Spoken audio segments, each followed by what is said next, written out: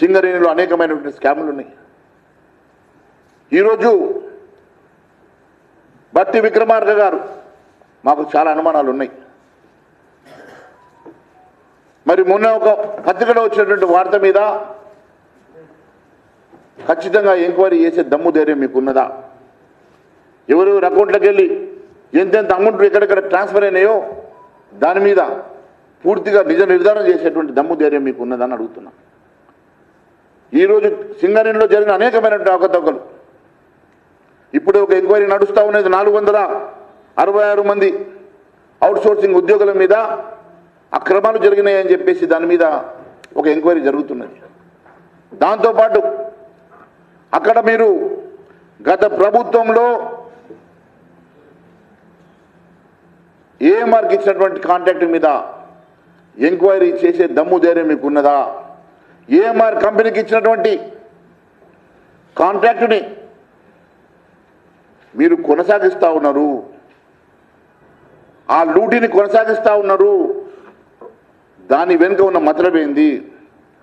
నిజంగా మీకు సింగరేణి ప్రయోజనం మీద ఏ మాత్రం చిత్తశుద్ధి ఉన్నా ఏఎంఆర్కి ఇచ్చినటువంటి కాంట్రాక్ట్ని రద్దు చేయాల్సినది పోయి ఒక ఆంధ్ర గుత్తేదారికి మీరు వత్తాసు పలుకుతూ ఈరోజు సింగరేణిలో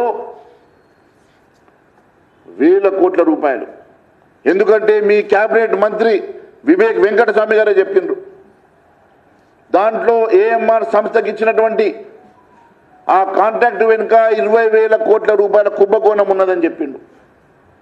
మరి 20,000 కోట్ల రూపాయల కుంభకోణాన్ని వెలికి తీయాల్సింది పోయి దాన్ని ఎంక్వైరీ చేయాల్సింది పోయి ఎందుకు వత్తాస పలుకుతున్నావు? దాని వెనుక బట్టి విక్రమార్క గారికి మరి ఏం లాభం ఉన్నది? దాని వెనుక వారికి ఉన్నటువంటి ఇంటర్నల్ అండర్స్టాండింగ్ ఏమున్నదో దానికి సమాధానం చెప్పాలని కోరుతా ఉన్నాం. అంతేకాదు మొన్నటికి మొన్న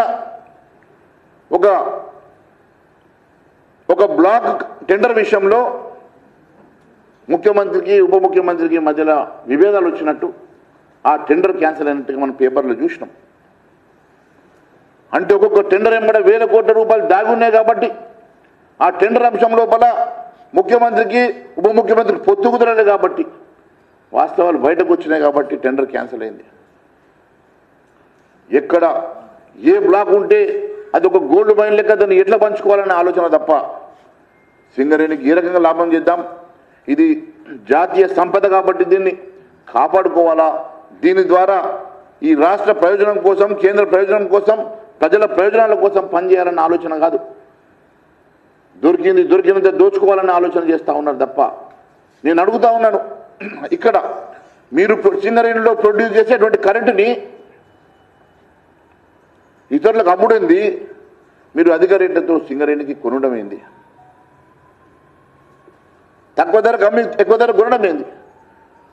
మీరు కోల్ని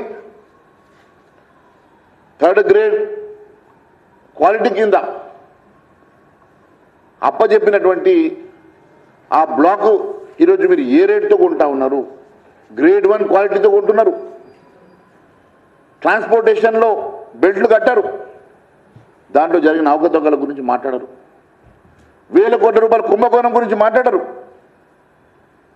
ఈ రకంగా సంపాదించినటువంటి వేల కోట్ల రూపాయల కుంభకోణంలో సంపాదించిన డబ్బులు ఎక్కడెక్కడ ఎట్ట దాస్తున్నారో ఇప్పుడిప్పుడే బయటపడతా ఉన్నాయి. మొన్నగా పేపర్లో కథనం వచ్చింది, ఎవరో ఎమ్మెల్యే పేరు నాకు తెలియదు, ఆ ఎమ్మెల్యే ఒకటే రోజు 100 కోట్ల రూపాయలు వైట్ మనీ కట్టేసిండు, 10 ఏళ్ళలో కట్టింది ఏడాదిలో కట్టిందని చెప్పి పేపర్ చదివినా నాకు తెలియదు. ఈ రకంగా మరి అవి బట్టి విక్రమార్క దాచుకునేటువంటి డబ్బులా? బట్టి విక్రమార్కకి బినామీలు ఏమైనా ఉన్నారా?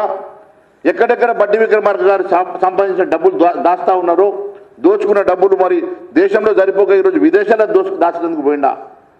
దీనికి సమాధానం చెప్పాలా? బట్టి విక్రమార్క గారిని అడుగుతా ఉన్నాను.